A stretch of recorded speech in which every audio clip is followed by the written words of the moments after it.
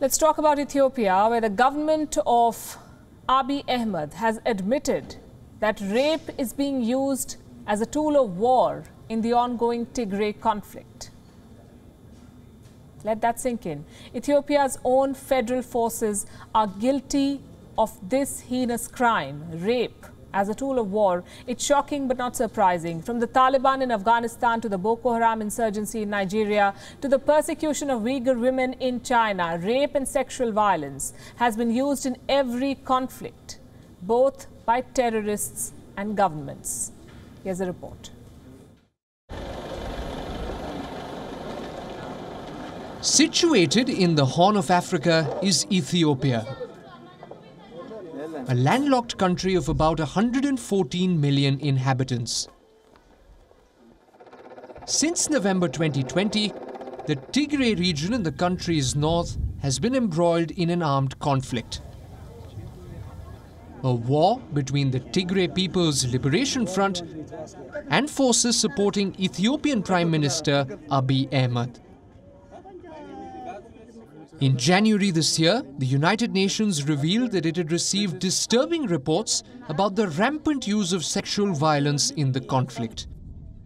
This included reports of individuals being forced to rape members of their own family. Well, we're seeing what some people have termed as a bold move by the government to admit that indeed sexual abuse was done in the northern region, where we know the government has had a military operation since November of last year. Well, this is something that was flagged up by some international agencies and some local citizens, but we never really saw the government coming out to admit. So this admission is the fact that, for some people say it's a good thing, because then that means the government really sees how grave the situation is, and it might really help the people or the victims of sexual abuse, because now the government then is moving in to offer mental support and asking for more help internationally and locally to be able to give mental support, physical support to those who have been affected. Well, it is a bit sad, and very sad actually, for those who have been affected, and it kind of opens up a different kind of wound where people are looking beyond the military operation and saying that targeting the women and female gender on the other side of the northern region is really unfortunate.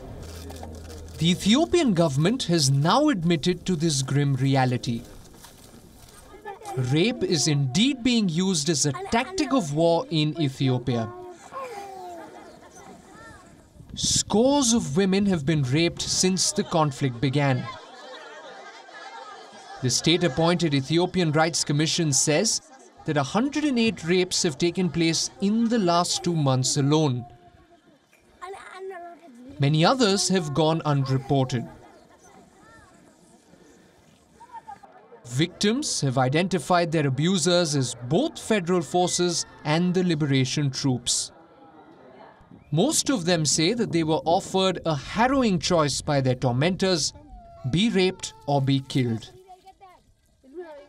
According to the commission, medical centers have indicated an increase in the demand for emergency contraception and testing for sexually transmitted infections. The revelations may be appalling, but they are not surprising. From the Taliban in Afghanistan to ISIS in Iraq and Boko Haram in Nigeria, rape has been used as a weapon of war by insurgents and terror groups across the world. In some cases, even governments employ this brutal weapon. Case in point, China, where Uyghur women have been subjected to years of state-sponsored rape. The victims and eyewitnesses have now started sharing their ordeal with the world. Here, the Uyghur women are raped by one or more masked Chinese men. These are statements from detainees, the ones who managed to escape from China. They're the ones telling the story. In Africa, women suffer at the hands of those who come in the garb of saviors and aid givers.